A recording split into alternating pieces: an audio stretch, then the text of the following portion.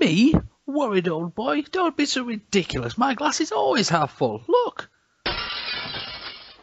Oh, bugger.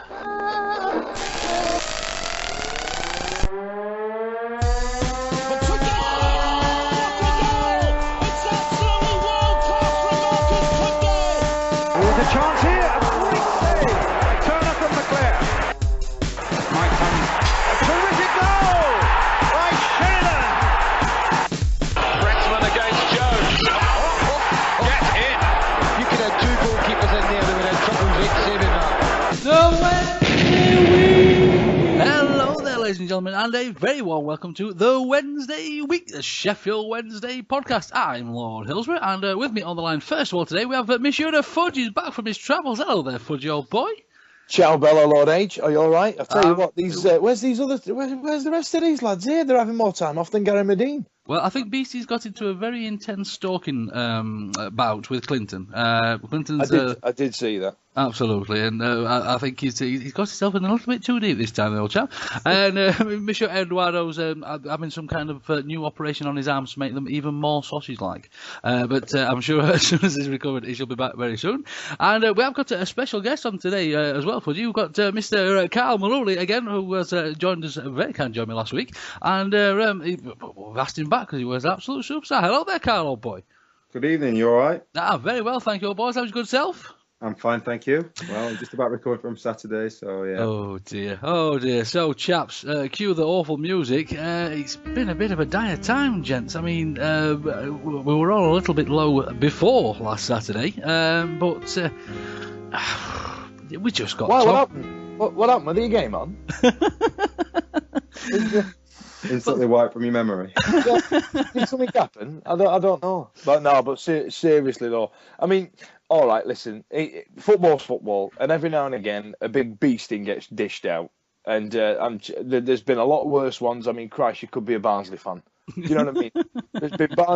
There's been worse ones dished out this season already, and we were due in for one just purely because of our current standings in the league. However, having said that, we've alluded before, we did about the Yeovil game, and we've talked about it before, about if the players put in a performance, we don't mind. Do you know what I mean? Like, we can take a beating, we can take losing, but if the players turn up, if they play, if they bleed blue and white for 90 minutes, but still get turned over just because the team played better than them, then fine. Not fine, but you know, we can Acceptable. It's not as bitter pill to swallow. However, one man single-handedly pulling us apart and smashing four past us. I mean, Christ, even after his first one, somebody should have just been, well, for lack of a better term, up his ass.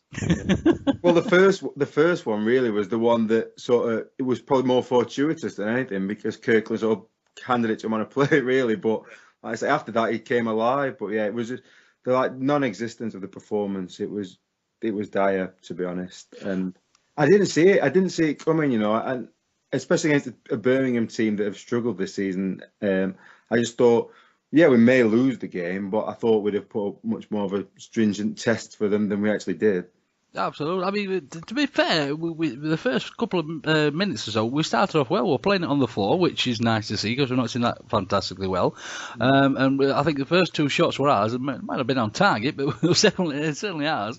And then, as you say, I mean, the first goal, Kirtland did save it, and in came Mr. Lingard for his first of many. And maybe he should have been picked up a little bit better. Of course, we can't be having people running around in the box free, especially obviously when Kirtland's just made that save. I think we can chalk that one down to our wonderful defence at the moment, chaps, can we?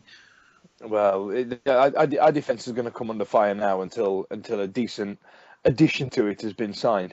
I mean, concerningly today, at the time of recording, I think 3 top signings have been made in the Championship. I think there was Billy Sharp at Saga has ended for at least 3 months until January time. He's signed for Reading, and that's a cracking signing for them. There's no bones about it. He's going to score goals there.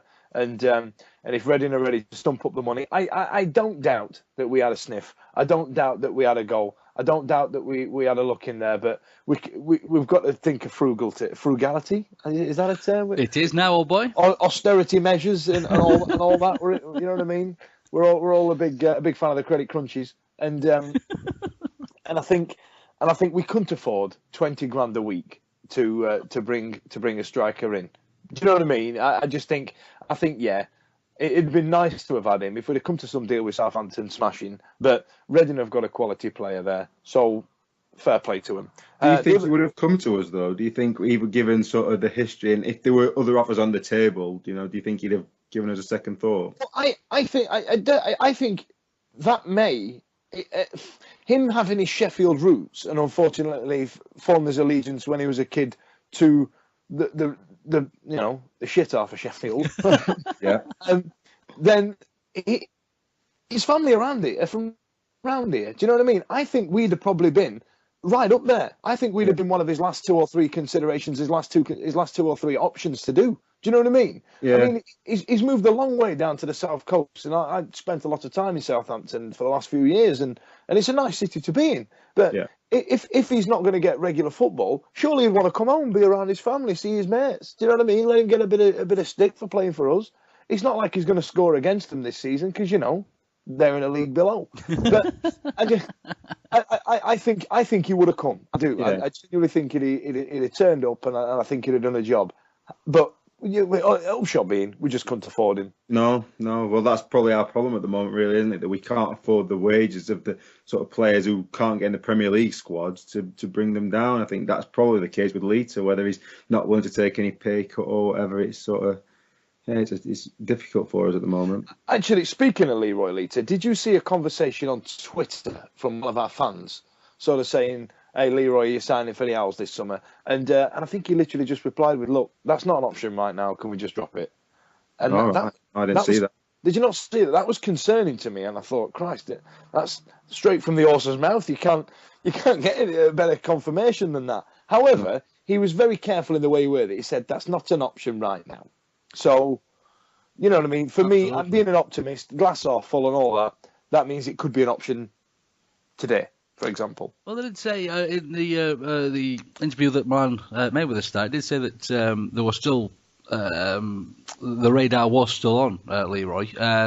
Now, whether that's Milan being Milan, we don't really know. But we shall come back to Milan's exploits in the paper in a moment or two. Just popping back to the game then, chaps, just to finish. I'm sorry to keep dragging you back to this awful nightmare, but it did really look as though the players just weren't bothered. I mean, watching Coke sort of wobble around and just not seem interested, and there was all the messing about with the throw-ins towards the end of the game when we should be really trying to get something sorted. And we've not seen the A-bomb from Antonio, whether he's been told not to do those long throw-ins or not anymore, I'm not sure, but it just seems so disjointed at the moment. I think a lot of it is to do with confidence, though. I think, especially when Birmingham had this new player, this new bright spark in Jesse Lingard, who came into the team and sort of seemed to give them a real boost, and we just didn't have anybody sort of to grab the game by the scruff of the neck. Reid has often been our inspiration in the past few seasons, and he looked lost at times. We had Roger Johnson and Stephen McPhail come into the team, which again that can't help the sort of the confidence of the overall squad. Miguel Liera, who has not played in the game, he's come on and replaced in replacement for Gardner, and then all of a sudden he's sort of straight out of the team, and then you get McPhail, he signs immediately, he's in the team, and it can't be good for the overall morale. I agree completely. I think Spence was thrown in at the deep end, McPhail was thrown in at the deep end, even Ross Barkley when we signed him chucked in. They were signed that day.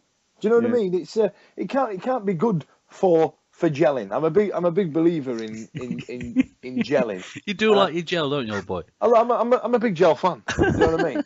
And I think it is a thing. And I think it is a problem. I think when you've got a squad of players that know each other and they're good mates and they spend time together, there is an understanding between them, and there is there's a passion there, and you don't want to let your teammates down and all that. But I've got no opinion on McPhail. All right, his first game we've got spanked, but I've got no opinion on him right now. I don't think it was a poor signing.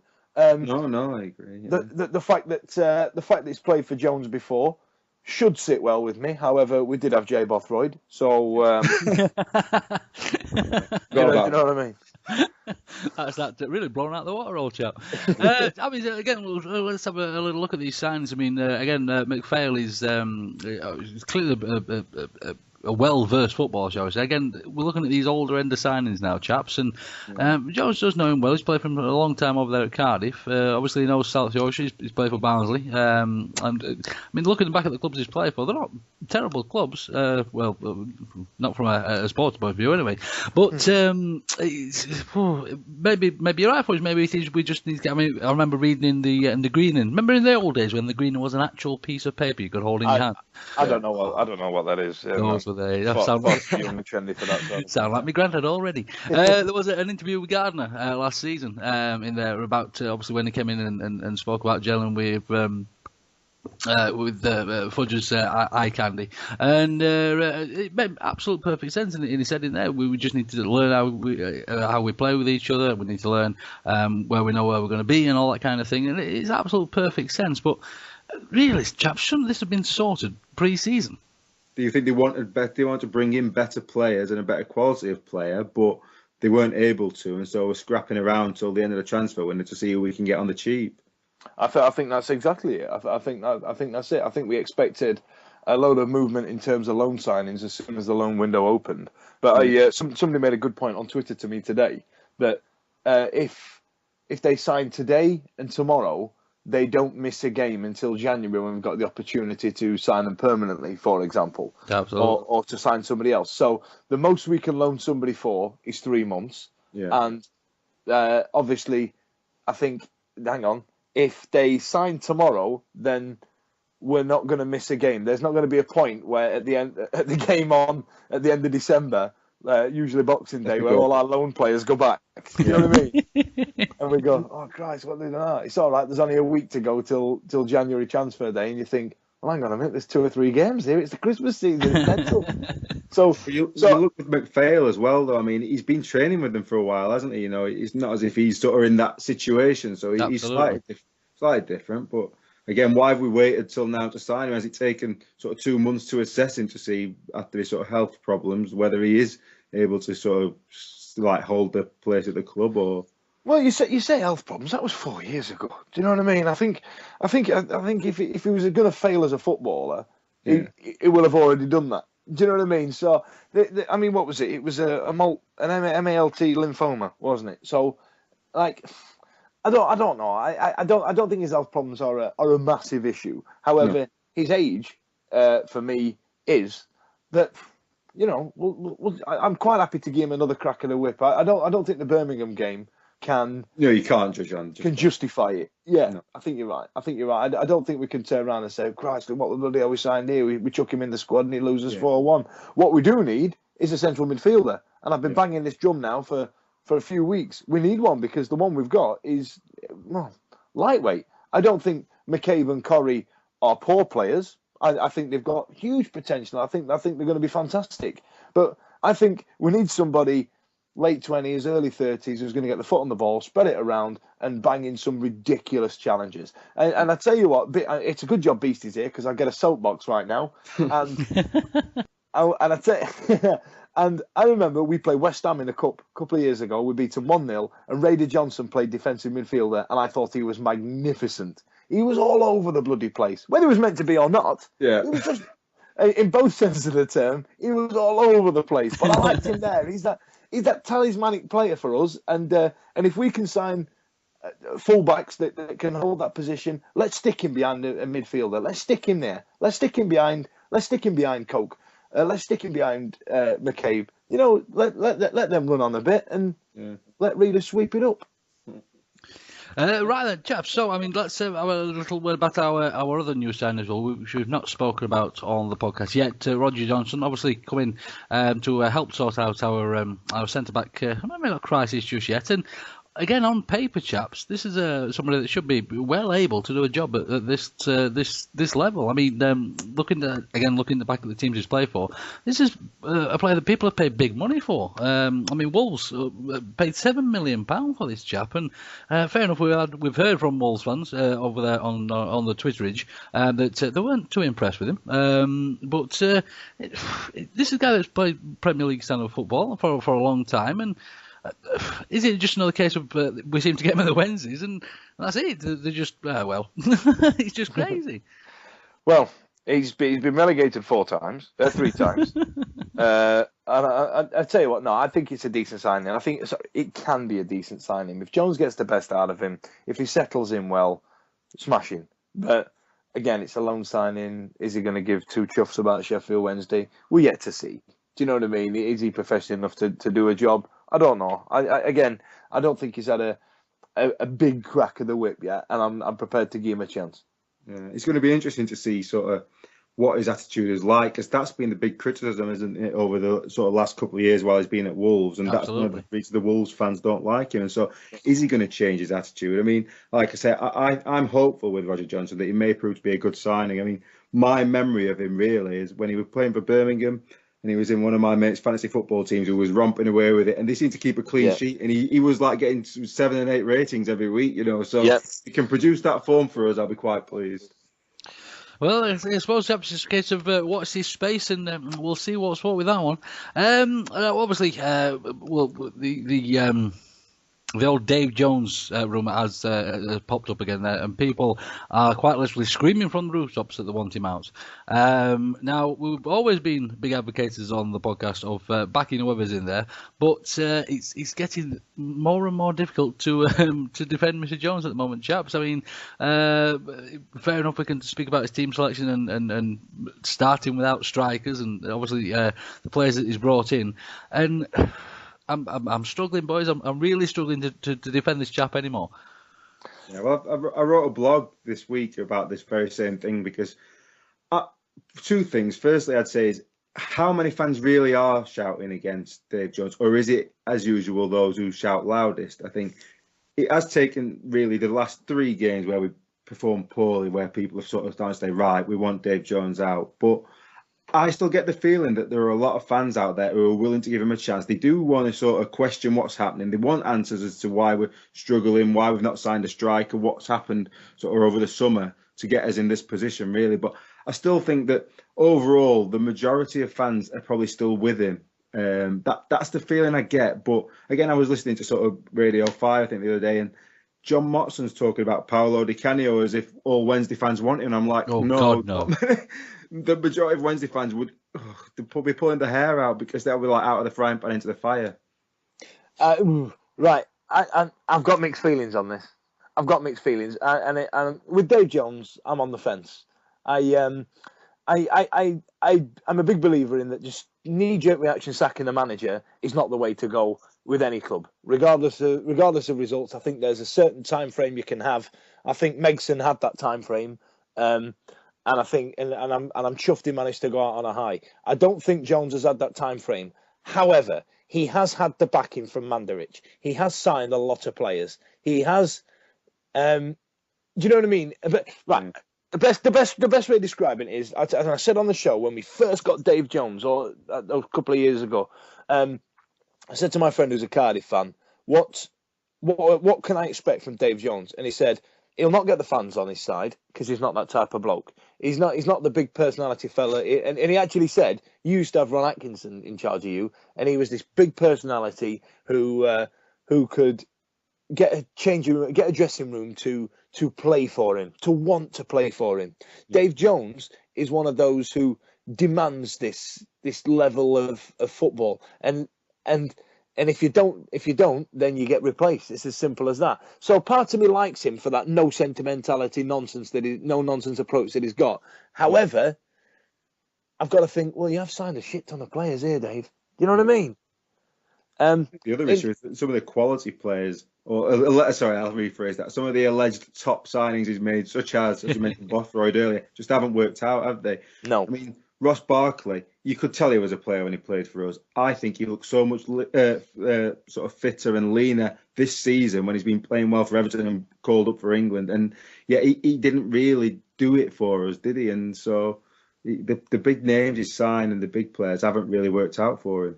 You're dead right. You're dead right. And I think there's been is it us as fans getting on the players' backs? I mean, it's not like we gave Bothroyd a warm welcome since day one, is it? Do you know what I mean? I think on day one he had a decent welcome. It was day two that we started to chuff him off. Oh, is it day two? Absolutely. All right, smashing. I tell you what as well. Paolo Di Canio for me, I'm torn. Fudge. Naughty fudge. Hear me out. I'm going to bang the Paolo Di Canio drum, but I'm also going to throw it away. Paolo Di Canio, and I'm bringing it back, is mad as a fish in petrol. Hey! He is. He's nuts. And he was my favourite player growing up, and I thought he was incredible. And I bought his books, and I bought his training. He bought like a training thing out in conjunction with FIFA, and you realise that this guy took his football seriously, and he has got a standard. I mean, whether you're a League One player, whether you're a Premier League player, if you're not pulling your weight, he don't care who you are. I mean, my favourite Paolo Di Canio moment, apart from obviously when he was playing for Wednesday, was when he subbed the keeper after half an hour because he was playing crap. I loved that. Do you know what I mean? And he said in the interview, he said, well, the player was playing badly, so I replaced him. Why is the goalkeeper immune to this sort of thing? And I thought, do you know what? Fair play, Paolo. You know what? You're right. You know what you're doing. However, he takes the attention away from the players, but not in a good way that some wily managers do. He makes it about himself. It makes it about Paolo Di Canio. I know we often agree far too much on this podcast, but I really might disagree ever so slightly with that for you, in the fact that he may take the attention away from himself and make it about Paolo Di Canio, but then he will say in interviews, this player is shite, this player is shite, this player is shite, and he will call them out.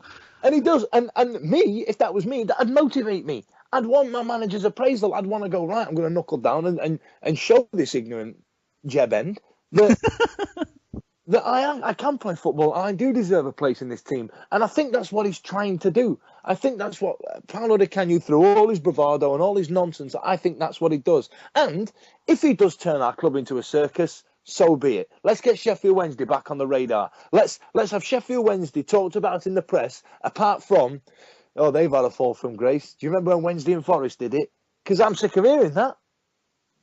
No, I'm sorry. I could not imagine a worse signing to bring Paolo Di Canio back to Hillsborough. I really. I mean, just aside from all the history on it, and this is the thing that gets me, is I love Di Canio as a player. He was only really with us for one season, wasn't he? I have to say I was more of a Carbone person. I did prefer Carbone, even though Di Canio was clearly more talented. But the way he sort of treated us as fans, and I'm not a person to hold grudges, but I can't really let that go. I think I was sort of 16, 17 years old when that happened, and just when he pushed the ref and the fans all supported him, and yeah, the club didn't support him, we could all see that, but he never sort of turned up for us, and him and probably Carbone to some extent are major factors in the reason why we've had such a dramatic fall from grace, I'd say. I blame. I tell you what. With that, though, I blame completely. And I know we're going back into history here. I blame completely Danny Wilson for that. I think his bloody mindedness and his approach towards the players alienated players like Di Canio and Carbone. Now, if Gianfranco Zola was in charge, like he is at Watford now, and he had those two players playing for him, we'd be playing some sublime football. However, Danny Wilson was staunch 4-4-2. You're in this. I won it in 1991. You can win it doing this. Do you know what I mean? He didn't move with the game. And in the early 2000s, the game changed, and he didn't move with it. And he used to single them out. If you read Paolo's book, he talks about how Wilson used to refer to everybody as the team, and then go, well, what are the Italians doing? He used to refer to them as the Italians. He used to single them out. And so if I was getting that sort of treatment, if I get it down here, I live in the south and I'm the northerner. Do you know what I mean? And it makes you feel, well, sod you all. I'm still... But is that not an element of what Paolo Di Canio has been doing with the Sunderland players by calling them out and saying, this player's done this player's got no heart, this player's rubbish, and that sort of thing. He's not practicing what he preaches, and I think that's another thing that gets me about him. Either way, as Lord of Hillsborough, I shall not have him near my club. You might not have a choice. I mean, again, if we obviously that's a debate we could have all evening, and again, I'm sure we could have another hour-long podcast. Maybe one day, chaps, we should do a 90s podcast and find out exactly where all this went wrong. Start with the hashtag Paolo in or Paolo out. Oh God, no, please. I'm just going to get news of abuse on this, aren't I? Get yourself back on Facebook, old boy, and get There's that. a few people saying it. I've seen a few people supporting him coming to us, so my heart sinks. But yeah. But again, going back to Mr. Jones, I mean, if we look at Mr. Jones's record while he's been with us, let me have a little whiz around that. Let me bring those details up. Here we go. So, 72 games so far. Dave Jones has been with us. Won 28, drawn 18, lost 26. So, we're sort of looking at thirds, basically, aren't we? And it really has been the same sort of thing throughout his career. It's been that same sort of ratio throughout his career. And obviously, Milan will have known this when he's brought him in. He's seen those stats. So maybe that is why Milan has backed Dave Jones and maybe he's happy with that sort of stats. Listen, we're not going to get out by kicking the manager out. And Dave Jones, for me, he wants to win. And that's what he does. And just by those stats alone, if you look at wins, you look at losses, they're about the same. There's not too many draws. So we're going to win. We're going to win. And sometimes it works, sometimes it doesn't. You look at Redknapp at Portsmouth. He went out to destroy every team 4-0 when he was at Portsmouth. And Portsmouth were crap. But sometimes it paid off. And that's what Peterborough do. And all right, they're bouncing up and down League One and the Championship, but sometimes it works. And it gives the fans something to shout about when you're winning 5-4. Well, I mean, the other bit to look at that is can we afford to sack Dave Jones? I'm sure he's savvy enough these days to have a nice little clause in the contract there to say that if he will go, can we afford to actually do it? If we can't afford to sign players, can we afford to sack the manager? And again, was it 2-year contract that Dave Jones had? Was it 2 or 3? Because it can't be 2 near the end now. No, I'm not. I'm just wondering then how long of a contract has he got? I mean, think about it. He's been with us 18 months now, is it? Or is it longer? Just ever so slightly longer, won't it? But February 2012. So he's been there. If he got a 3-year deal, just 3.5 years, he'd still have another sort of year and a bit to run, wouldn't he? But absolutely. I think it's a big question for me is whether we're still paying for people like Megson. You know, if we're still paying a second man's wages, and then we expect to pay for a third person, you know, because that's the way it is in football now. I think is that they don't actually sort of pay them off. A lot of the clubs, they keep paying the wage until they find something better, really. So, because I think the thing for me really is about sort of if we're gonna stick with Dave Jones, and I know Milan's come out. It's about sort of trying to he's got a little bit of responsibility himself to try and get the fans on side. Now, I had a conversation with somebody earlier. I don't think we're going to change him, but if he can give a bit of positivity to the sort of negative people who are sort of calling for him, because I think they're saying, you know, Dave Jones, where's his passion? Where's his sort of willingness to accept some responsibility? I think they're the bugbears with a lot of fans, and if we could get that out of him, that may help the situation. But I can't see that that's going to change anytime soon. No, there does tend to be a scapegoat when he's looking towards the players on the pitch, and again, that is something that does annoy a lot of fans, and he certainly knows Dave Jones. One thing he doesn't seem to enjoy is having his managerial style criticised. No. We've certainly seen him the quotes of "You don't become a bad manager overnight," and I don't know if you chaps were listening to Radio Sheffield after the game, and he was asked if his job would be in jeopardy, and he basically just went a little bit weird, didn't he? Just started basically shouting at the reporter saying, "What a stupid question to ask," and all this kind of thing. Accused the reporter of trying to whip up a frenzy against him. It was really weird, chaps. It was ever so strange. I haven't actually heard the interview. I was listening to the We Are Going Up podcast, and they were talking about it, and that's the first I'd heard of it, really, because I'd have thought there'd been a bit more sort of news about it. But to be honest, being at the game, I wanted to wipe it out of my memory, so I sort of got I ended up actually, one of my friends knows a Birmingham fan, and we ended up going to one of their pubs. But they were quite gentle with us. I mean, they could be quite happy with beating us 4-1, couldn't they? But yeah, so that was the furthest thing from my mind at that time.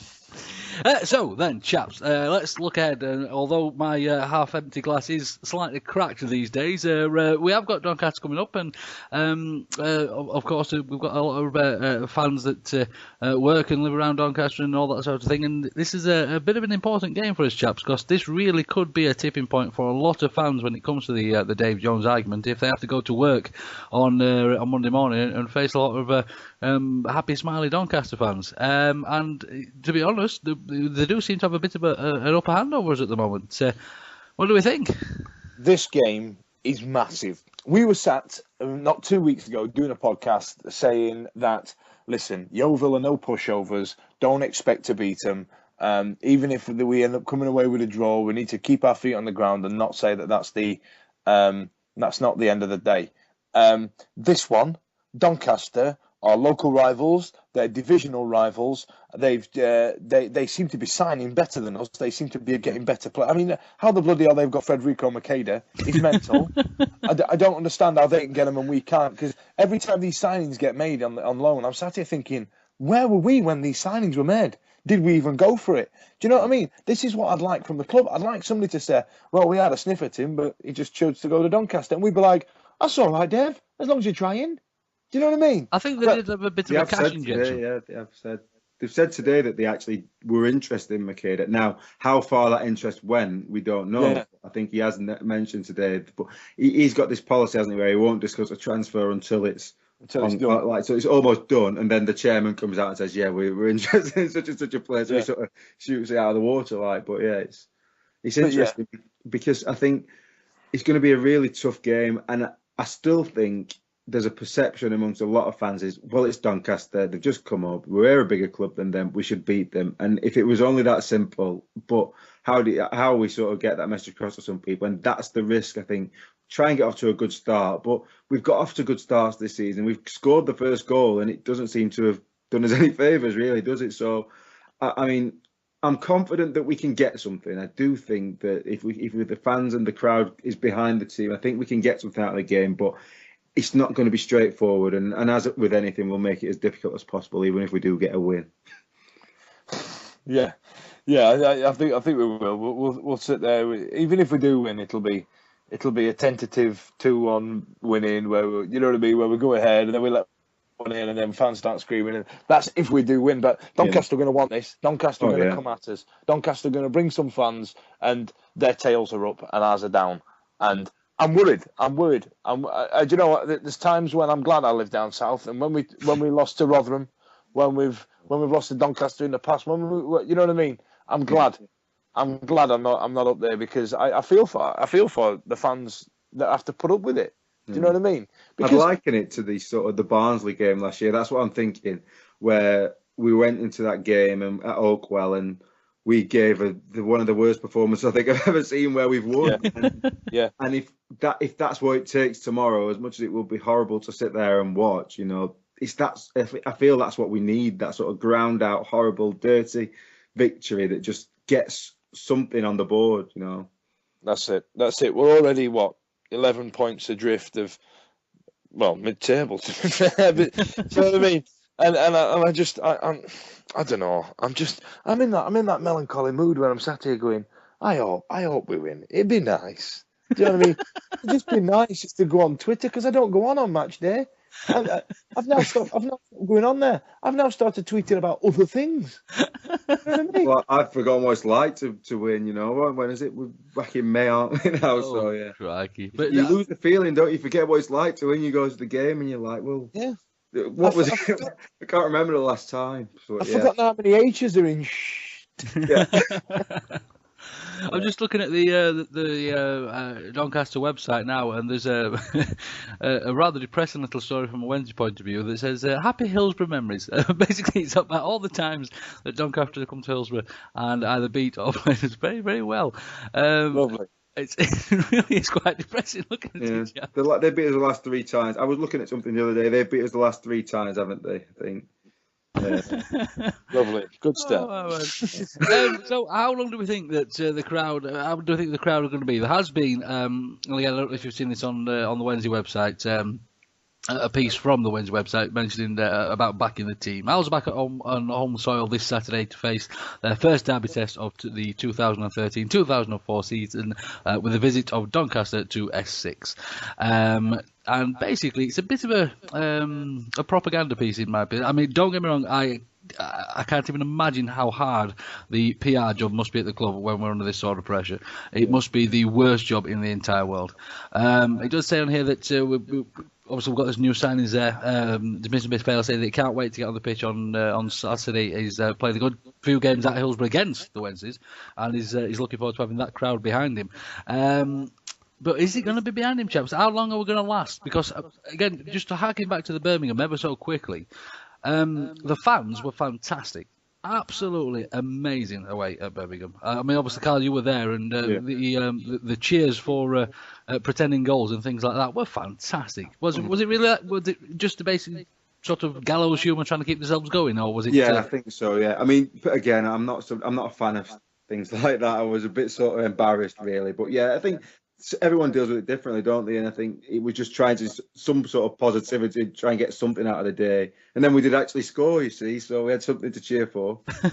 Briefly. But yeah, it was. I think what I say, there was only a small group of fans compared to what we have taken, maybe a couple of thousand. But again, the camaraderie, the sort of even in the sort of the jaws of defeat, and we're looking at this performance, which is just not happening on the pitch, and everyone just still gets behind the team. And I suppose it's a sort of, we've been here so many times before, haven't we? How many relegation battles have we had? How many poor teams have we had over the last sort of 15 years or so? That really, it's just, well, if you don't make light of it and enjoy yourselves at times, what else do you do? Absolutely, and I mean, there's fans paying a lot of money to go and watch these games. It's not like it's a cheap thing to do these days, and of course, if you're paying that kind of cash, you want to have a decent day out as well. Again, going back to this piece on the Wednesday website, phrases like, it says, with tickets selling at a steady rate, which is not exactly what you want to hear. And it says, again, a bit lower down, in fact, Wednesday, one of only 4 championship teams to register a gate in excess of 20,000 for every home game to date. So, I mean, the club are doing their bit to try and sort of keep us on side and jeers along, but we know what it's like down there when it's nasty, chaps, and it can get really nasty. And do we think that's what we're going to see if sort of the first 2 or 3 minutes aren't what the fans want to see? We're a nightmare, Lord H. We're a nightmare. I mean, honestly, we are the best and the worst fans in the country. We really are. Right? For one, right? I don't live in Sheffield, so I go to more away games. To try and get a ticket to an away game at, let's say, Dagenham and Redbridge, nightmare.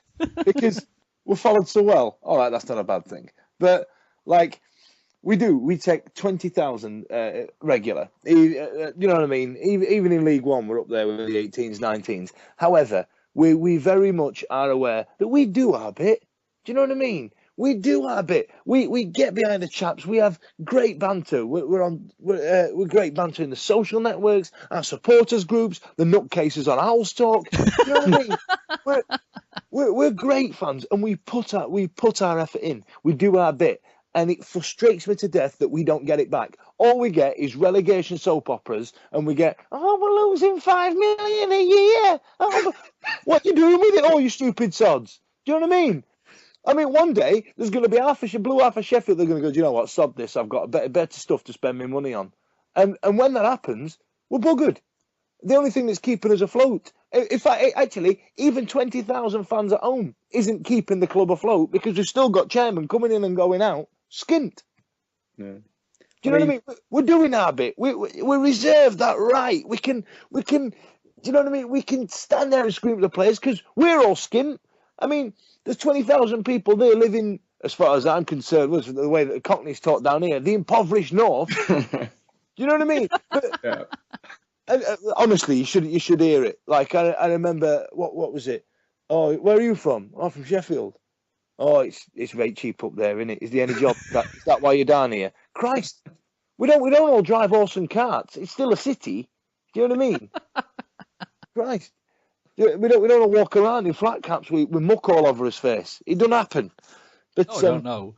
Yeah. No, but we have got brilliant fans. We've got the best fans and we've got the worst fans, because when we're good, we're awesome, and when we're bad, we're appalling. And I think we'll get longer than a few minutes on Saturday, unless we're 2 or 3 down early doors.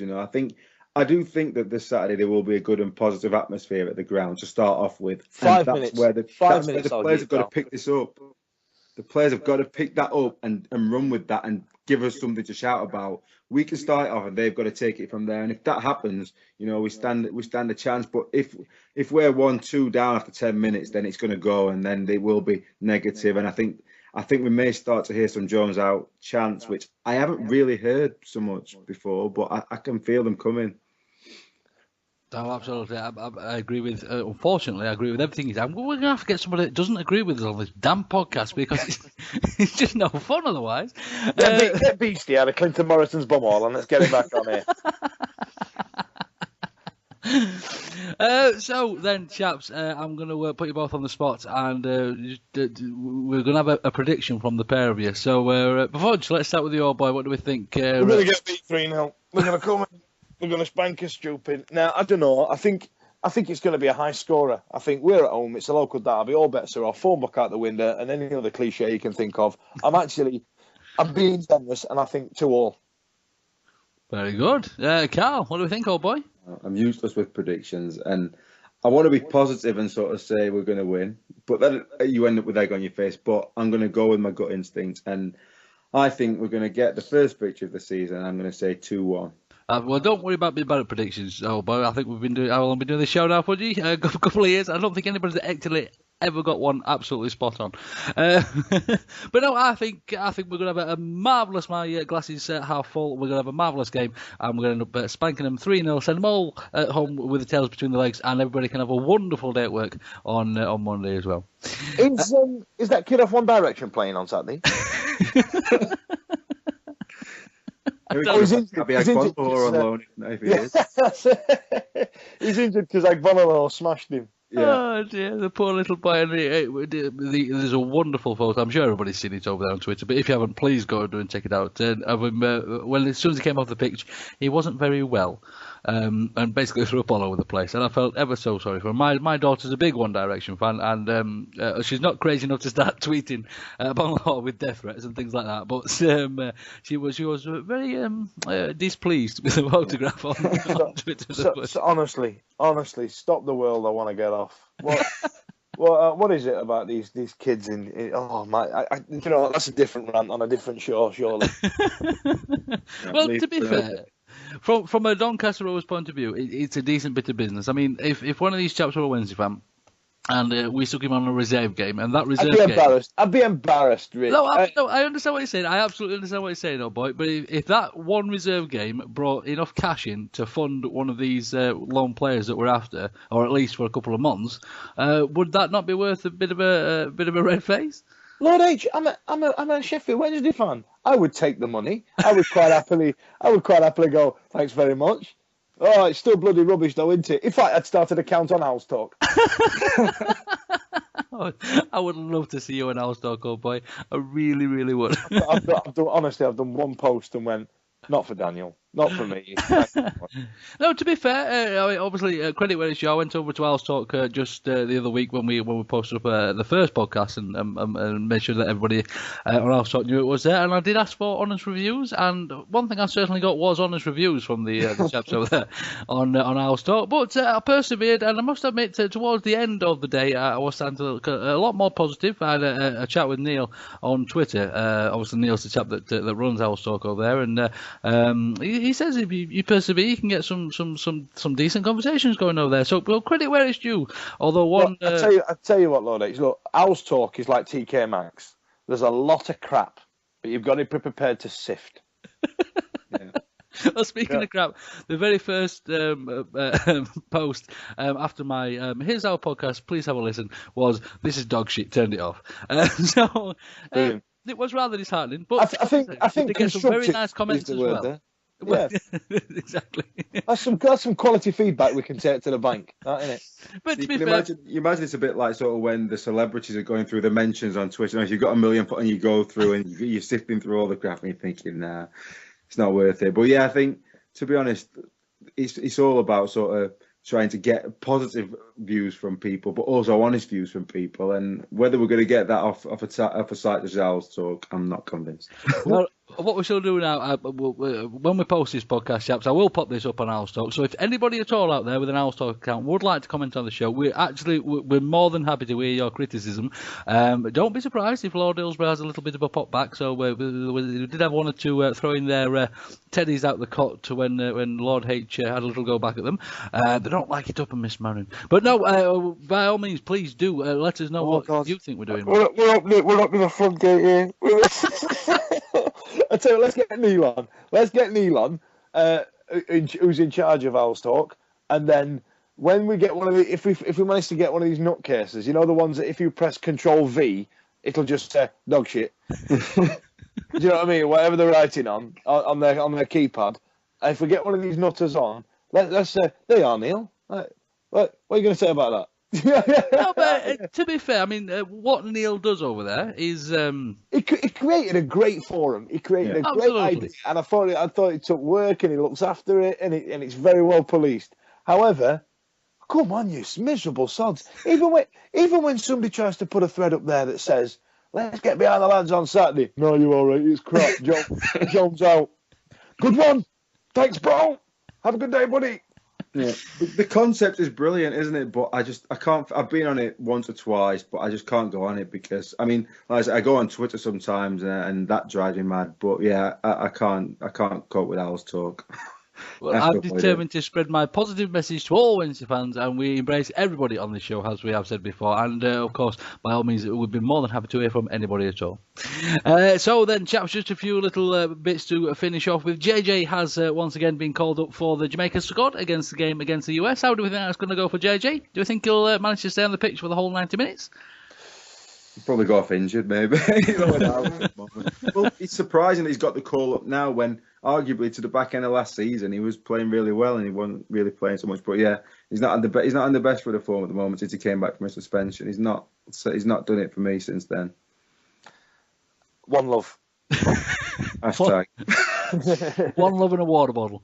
And finally there, chaps, we do need to mention as well that obviously we've been speaking about the forums there. Owls Online and Owls Talk did have a memorial, I put my teeth back in, a memorial game for Kevin Wright, the chap that unfortunately lost his life over there in Portugal. And it was a charity match. All the proceeds did go to the British Heart Foundation. There was £418 raised for the Heart Foundation. And Lee Hickin, who organised the whole thing, again, you can get all of Lee over there on Twitter. Just look for the youth side as well. Basically said a good day was had by all, and obviously raising a bit of money in the process. Well, all the fair. And yes, hopefully it's going to be an annual event to remember Kevin, and obviously because he was by all accounts a massive Wednesday fan. Didn't know the chap personally, but from people I've spoken to, I have nothing but good things to say about him. Lovely. Right then, so chaps, I think that will bring an end to proceedings for this evening. Mr. Fudgeness, do you have anything else you'd like to add to finish us off? You could put me on the spot there. If you're don't eat yellow snow. God bless you, Fudge. Carlo boy, again, please, thanks ever so much for joining us, Carlo. Any other bits of Wednesday news or anything that you have to finish off with at all? Have we missed anything?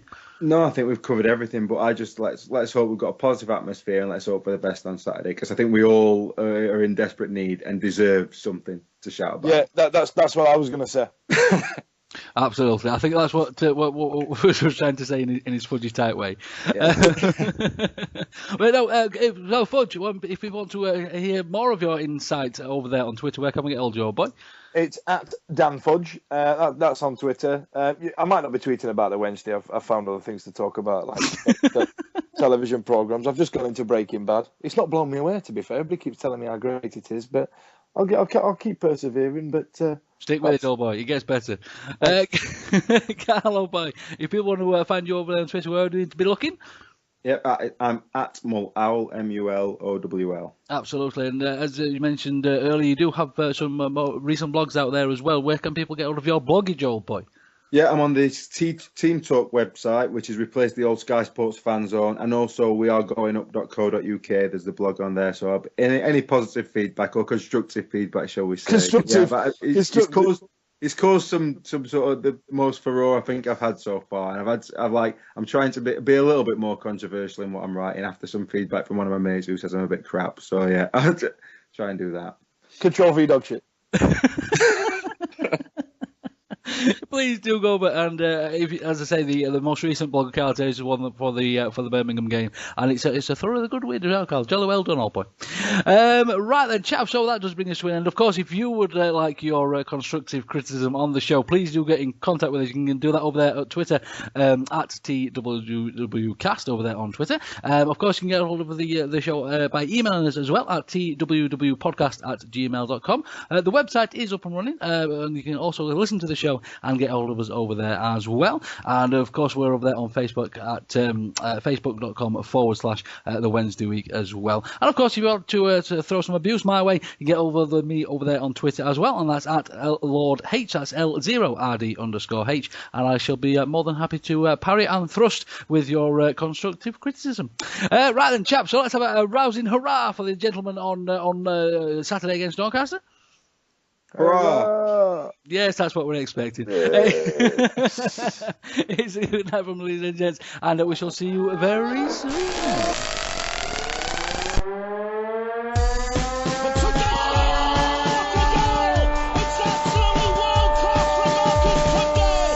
Here's a chance here.